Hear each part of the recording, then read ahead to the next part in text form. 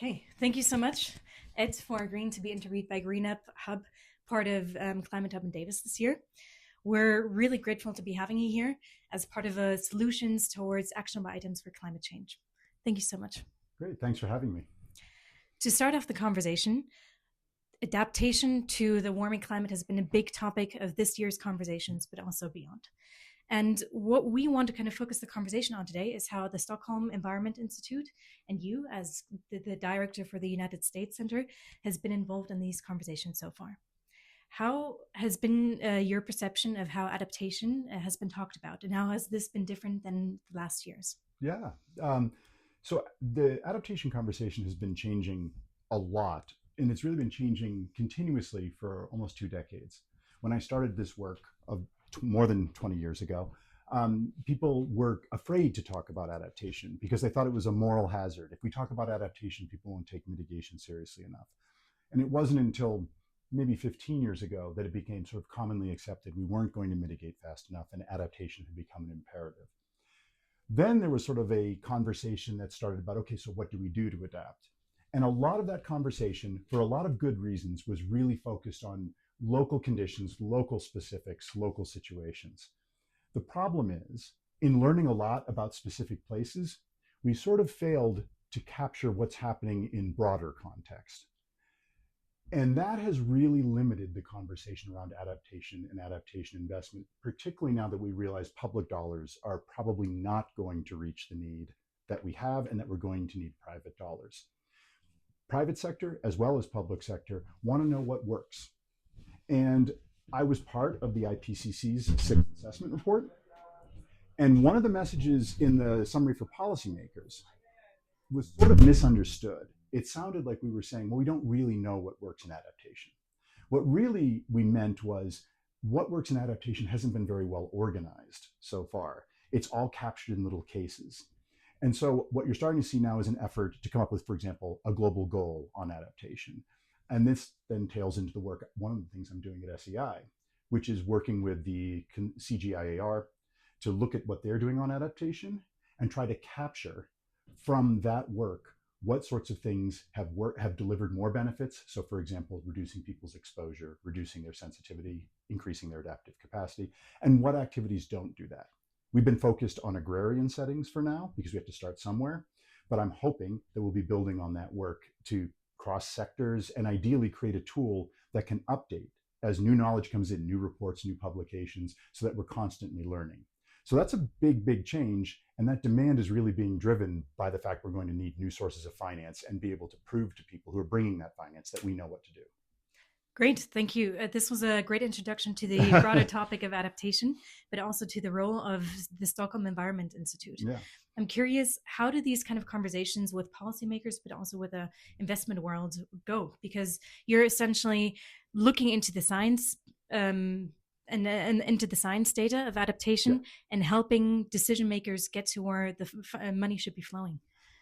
I think that there has been frustration from both decision makers in the policy side, in the public sector and in the private sector, because they want someone to tell them an answer. They don't want to have to do all the analysis themselves. They want to see good analysis and then make decisions based on it. And so now that we're starting to be able to talk about, at least in some areas, actually we think we know what works. We think if you're in this part of the world working on, for example, agrarian adaptation, your investments really should flow toward the following kinds of activities. That's very positively received. They want to make sure that, of course, there's evidence behind it and rigor behind it. And that's something that the Stockholm Environment Institute is actually really well known for. We rest on the strength of our science and our analysis. We don't start from an advocacy perspective. We'll advocate for our results, we'll advocate for our science, but we're answering questions people have. So those conversations are actually going quite well because I think people are getting excited about the fact we might know what to do and they can actually make decisions around that. That's a perfect lead into the next question. What kind of questions do these kind of investors have, and how do you help them in kind of answering these? So we're working with a group called Claire Mondial. They've been working on a nature positive framework for investment that includes a component of adaptation. And yeah, fundamentally, one of the things they're looking for is what works in adaptation. How would we know it was working? So what do we have to measure? How can we adapt if things aren't working, so that as they're thinking about where to put their money, they're saying, okay, we're putting it in the right places on the right activities. Then, as those activities are ongoing, are we actually delivering the results, both financial, but also for nature or for people in terms of their adaptation that we thought we were going to? And then, if not, what new forms of investment or what other investment do we have to bring to shift that story so that we don't end up with a maladaptive outcome on the ground? That's an unusual conversation because we're working in very close partnership with them. I'm an adaptation specialist, not a finance specialist. They're finance folks who don't necessarily know adaptation, but there's a lot of trust that we've developed over the last year of working together on this really kind of challenging question. And I've learned a lot about what they need. I think they've learned a lot about what we in the scientific community can actually tell them, because of course there's limits to knowledge. And we've worked together to develop at least a preliminary framework and tool that seems to be working. And we're hoping to be building on that in coming years and improving it as we go. This is, every time you're working on these kinds of questions, you're going on a journey. I don't know how this is going to end. I don't know exactly what the right answer is, but we've started this conversation. We've taken our first steps. We're looking around to see what worked. We'll take another step. We'll look around and see what worked. In fact, we're sort of adaptively managing that relationship. That's a really interesting point about having to build really strong partnerships between science and the financial sector. And you specifically mentioned Claire Mondial. Do you see additional partnerships with investors also going to be part of your work over the next years? I hope so. I think what we're doing with Claire Mondial, what I'm excited about working on with Claire Mondial, is modeling that this can be done, that we can, in fact, do rigorous science-based investment that brings about better outcomes for nature, for people, and still can generate profits. I think there's still a degree to which people think it's a trade-off. And there are trade-offs. Just to be clear, you're probably going to get somewhat lower returns financially, but you might get much higher returns in terms of nature, things we don't count very well right now. I feel like that conversation is opening up more and more, and people are getting much more interested. And I'm hearing, even as I'm here, I'm hearing from folks who are, for example, at the World Economic Forum thinking about these kinds of questions, like at that organization, telling me that no, there's a big change happening with a lot of the partners and people are taking this more and more seriously, which is very exciting. Well, hopefully that's also the case in practice. Yes. So my next question is really, you've mentioned that you also need the financial counterparts to kind of help you create better tools or also help you move forward. So my question is, what have you learned so far from the process that science has not been able to cover to this date? Oh gosh, that's a great question. I don't know that we've run into anything that like science has never considered or measured. I think one of the things we run into is data availability. Is it already there or not? And in a lot of places where this kind of investment is happening, which often is in some of the poorer countries in the world, data is not robust. So can we get that data? Can we gather that data? How can we do that in a way that isn't incredibly slow and cost prohibitive? Because immediately what happens is your partners walk away. It's great for science, not so great for investors who think they need to move quickly. So I think we've encountered some challenges where we're in places where the data that we wish was there isn't there yet. That's changing very quickly in the world, though. We live in a world of sensors now. I mean, remote sensing covers the surface of the globe every single day. We have hydrologic models that are emerging that cover the surface of the world now. We understand the vegetation of the world. We're able to map these things more and more. I do think one gap that we are running into, not so much right now, but we're definitely going to encounter soon, is, for example, Indigenous and local knowledge of the environment, which is absolutely critical. These are people who live there, who know their environment, understand it, and have managed that environment, possibly very effectively for a long time. That knowledge is often not captured at all or poorly captured, and it's not valued properly.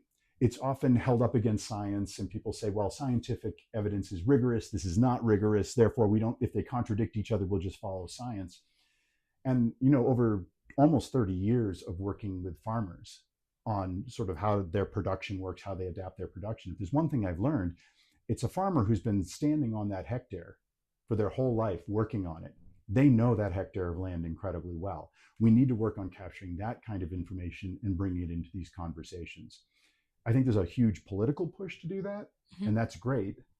but I think there's actually an evidence push to do that, a science push to do that. It will make the work better. It won't just be more just, it will also be better work if we can get that in.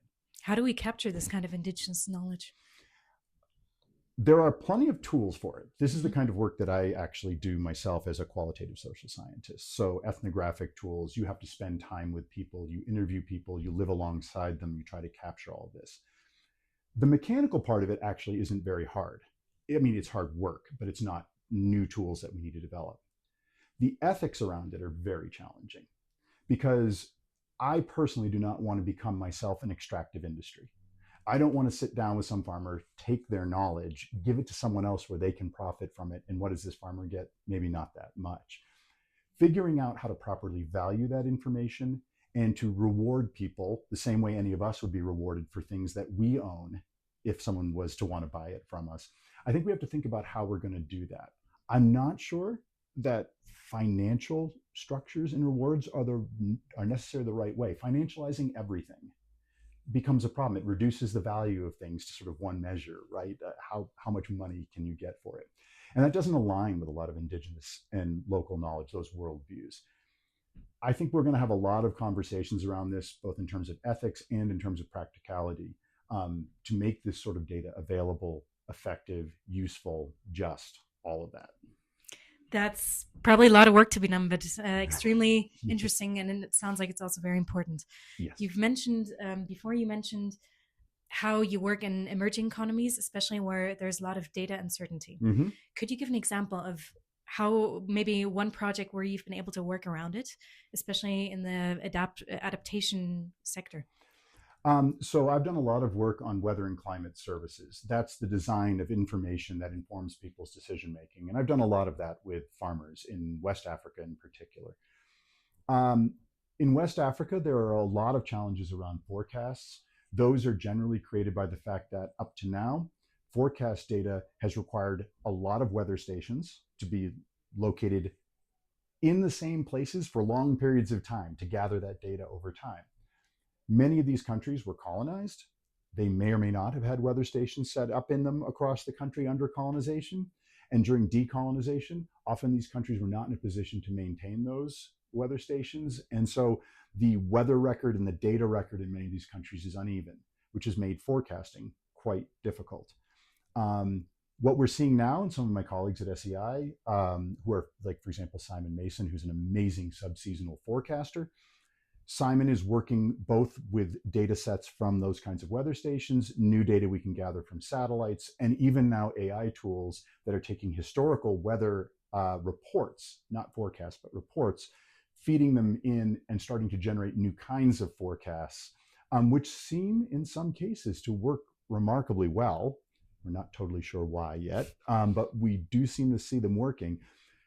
We're using those kinds of tools and bringing together new kinds of information to create forecasts that are much better than would be possible under the old systems reliant completely on these weather stations. So that's sort of one example of how we're starting to work around this. At the same time, this creates challenges because climate data for most countries is sort of considered to be sovereign data. It's theirs to own. And so when you come in and you work with a country, you have to be very cognizant of the fact that there's going to be discomfort with people bringing in new sources of data. And who will own those new sources of data if an AI tool is taking weather reports or if it's satellite data gathered by a third party?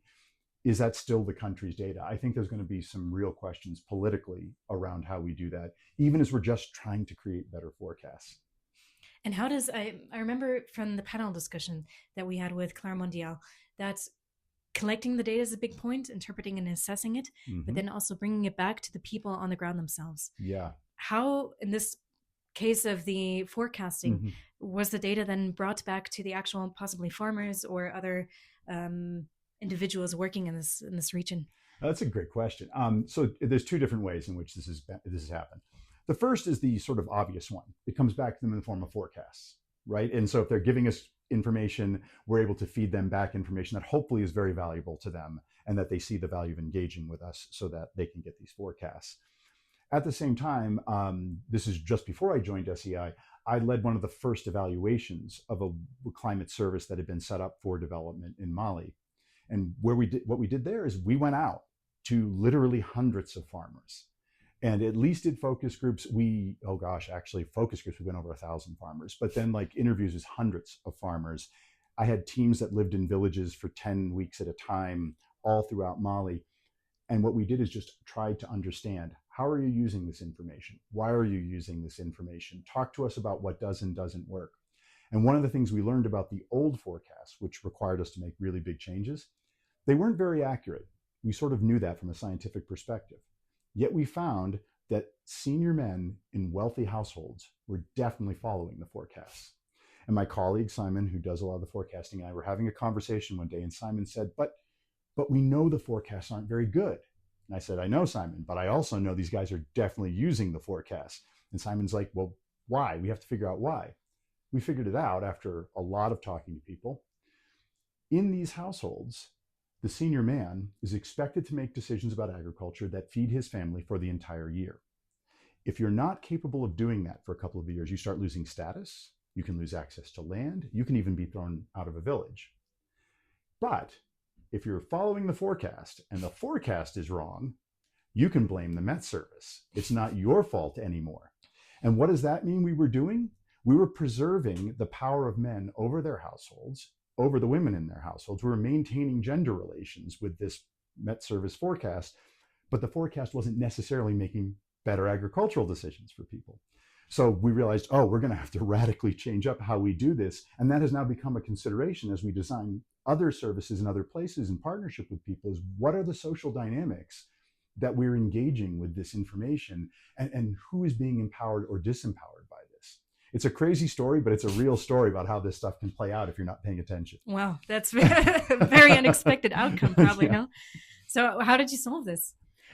So first of all, that forecast and that program was already on its last legs because of funding problems. And so we're actually still in the process. Mali's become, unfortunately, a challenging place to work in recent years.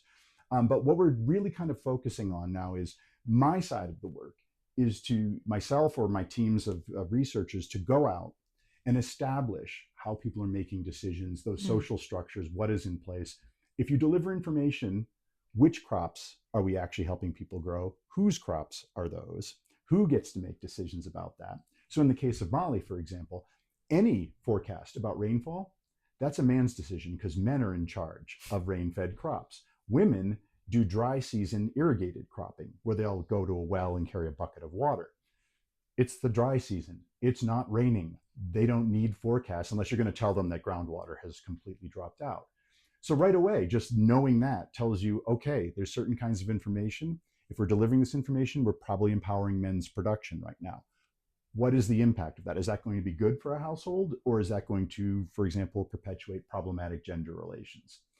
Do we have to accompany that with other kinds of information? So if we're giving them forecasts about weather, do women need market data for their irrigated crops so that they can bring it to market at the right times? How do we couple this stuff so that we're not just talking about the simplest thing, which is can we get more millet out of the ground in a given year, but can we help a household not just have more agricultural production overall, but possibly empower people within that household to transform their situation? Because if there's one thing we've seen, and I have seen this over and over in my data, working across a huge number of farming zones in sub-Saharan Africa, when you reduce people's vulnerability, that's when you see them start to take chances and innovate. It's also where you see women doing things they're, at least according to their gender roles, not supposed to be doing, and no one stops them. When people are under stress, it tends to squeeze out all innovation. It squeezes out opportunities for women or other marginal groups to take on roles that they're not supposed to be taking on, so to speak. And that becomes incredibly dangerous for these systems, because if they're under stress and you're kind of compressing out all the innovation, that system's getting more and more brittle over time. It's only a matter of time until it breaks. And the worst part is the people living in that system, they're the ones who probably know the pathways to innovation that would work. I'm probably not the person who should show up in a farming household and tell them, oh, this is the way to go. I've talked to hundreds of farmers in sub-Saharan Africa over my career. Not a single one of them, if I went to them and said, I can give you the equivalent of $100 US in your local currency, what would you do? All of them have a plan. None of them look at you like you're crazy. They immediately say, oh, I would buy a goat, or I'd buy 3 goats, there'd be one man, there'd be 2 women. I'll put them together, and then when the goats come, I'll start to sell the goats, and then I'll buy this. And they already have a whole pathway that could transform their lives and livelihoods. So what we need to do is think about how can this kind of information, this kind of work, empower people to actually have those opportunities to follow the pathways they're already thinking about. This is super interesting. It shows that adaptation is not only a climate issue, but also needs to be adapted to the local culture and, Yes. and environment itself. Yes. I mean, adaptation is absolutely a social question. Yeah. Yes, we need information. Yes, we need science. But if we're not really understanding people, we're not going to get it right. And this is going to be a big challenge because there's so many different cultural environments and they need to be individualized to not get any of these factors wrong, as you pointed out. To a degree, yes. But I think that that one generalization helps us a lot, which is we can identify people's vulnerabilities, at least at a high level, and start to work on reducing those, knowing that in a broad way, we're going to see innovation start to emerge. Yes, we're still going to have to work with people. We're still going to have to learn from people, but it doesn't mean we have to stop until we've learned every single person's culture everywhere in the world. There are certain things we can at least start with now and learn, sort of do action research, learning with people as we go and adapting as we go. If we wait too much longer, if we have to wait for perfect information, the perfect definitely becomes the enemy of the good, and we're going to leave a lot of people behind. That makes a lot of sense. There's so much to do and so much that has to be done urgently that we should definitely be doing what we can with the data that we have available. Yes.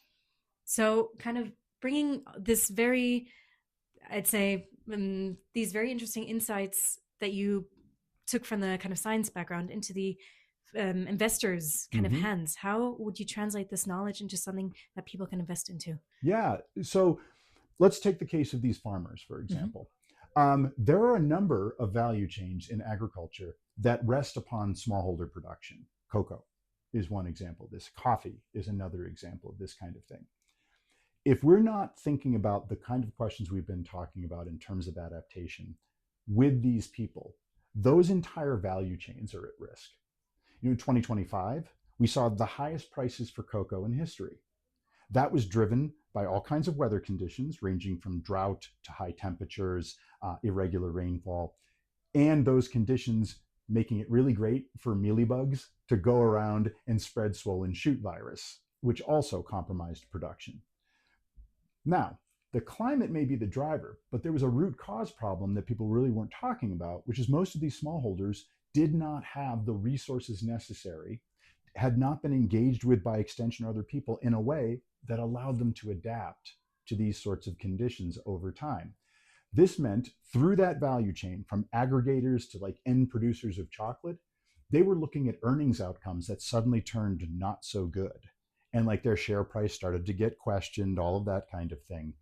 And look, they got lucky this time. Weather conditions improved, future outlooks for cocoa improved, and all of a sudden their earnings forecast started to improve. But these kind of shocks are going to happen again, and they're not always going to get that end of year improvement.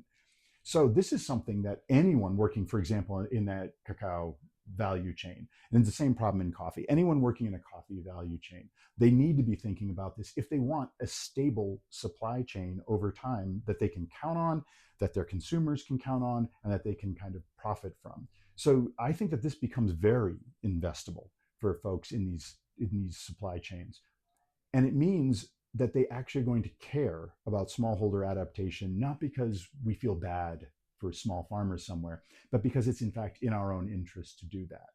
I think that's something we lose. We think about this as altruistic. We think about this as helping people, and we are. And I'm glad people think about it that way. We need to start recognizing, though, this is also in our own self-interest. If we don't take care of these people, we're not taking care of ourselves either. We live on one planet. We live in one global food system within these large supply chains. And if we're not taking care of everybody in those supply chains, we're just not taking care of ourselves. Definitely. I think everyone here wants to continue eating chocolate over the next year. Yes. So, I mean, that's the smallest of our concerns, of course, but yeah. Oh no, but you know what? If that's a motivator, I'll take it.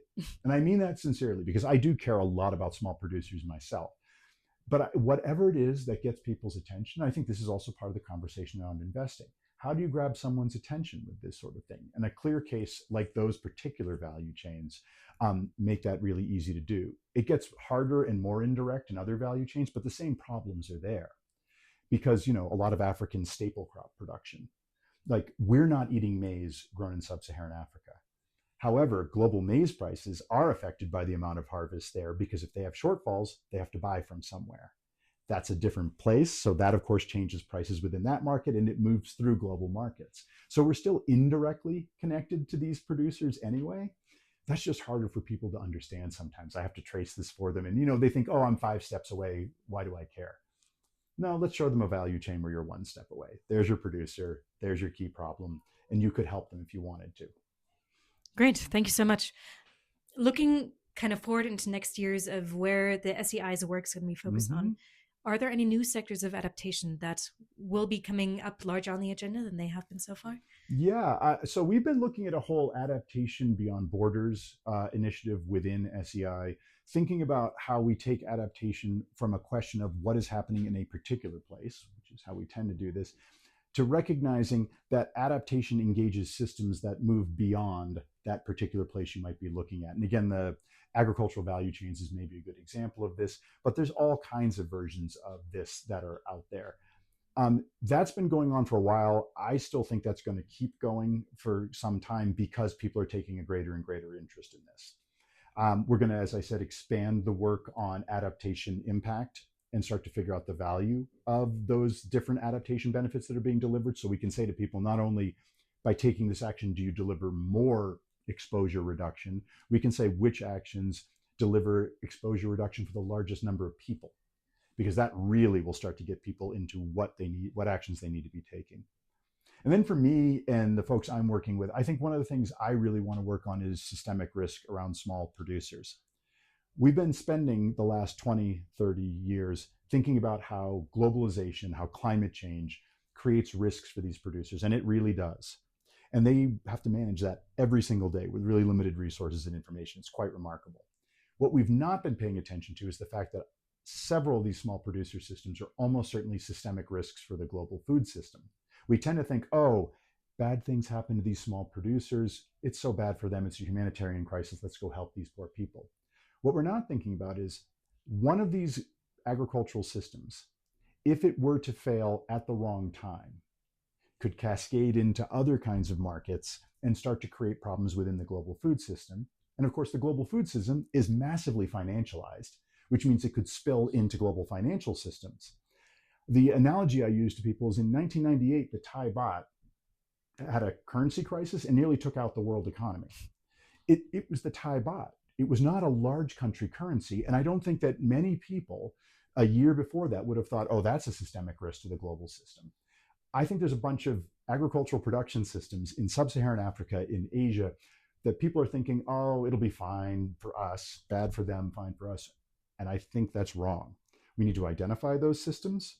We need to start developing indicators for those systems under stress. And we need to start thinking about how we're going to engage with the people in those systems to transform them into something more sustainable and healthy, both for the people living in them and for the rest of us who depend on them.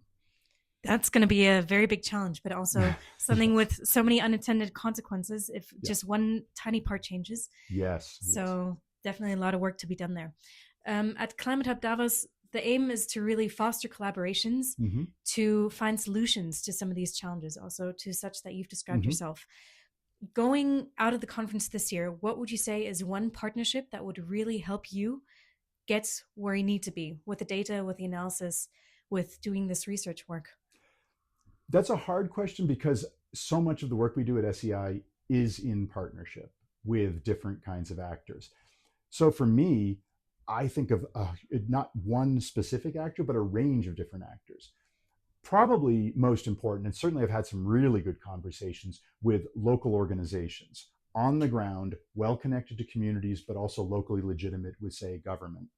These are partners we need to be working with because we can bring data, evidence, tools to help them in terms of the work they're trying to do, the goals that they have. We can empower them. They can work with us. If the tools aren't right, we can create better and different tools for them.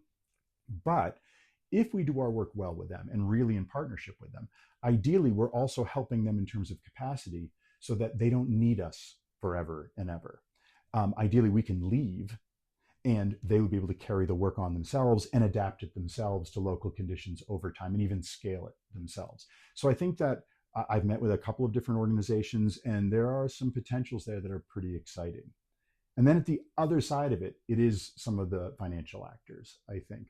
Again, very excited about the work we're doing with Claire Mondial, and they're using their network within finance to start to connect SEI to other people, but also just to get other people to be aware of their work. Perhaps one of the most exciting things about working with them is they're taking the tools we're developing with them and they're creating a space, a public space for those tools. They're not going to hide them behind a paywall. They're not going to make them proprietary. We wouldn't work with an organization that does that. SEI creates public goods. And so we're looking to continue working with them to build those better tools. And then as those tools come out into the public, to help other people take those things on. We created them, we believe in them, so we're going to want to empower people to keep using them. That's incredible work. Thank you for all the work that you put into it. And I very much hope that you have the conversations here at Davos that help you kind of accelerate this mission. Thank you. For all the listeners that are kind of listening to your conversation today, what is one key takeaway about connecting science and finance for the adaptation for the coming years? Trust, trust, trust, trust.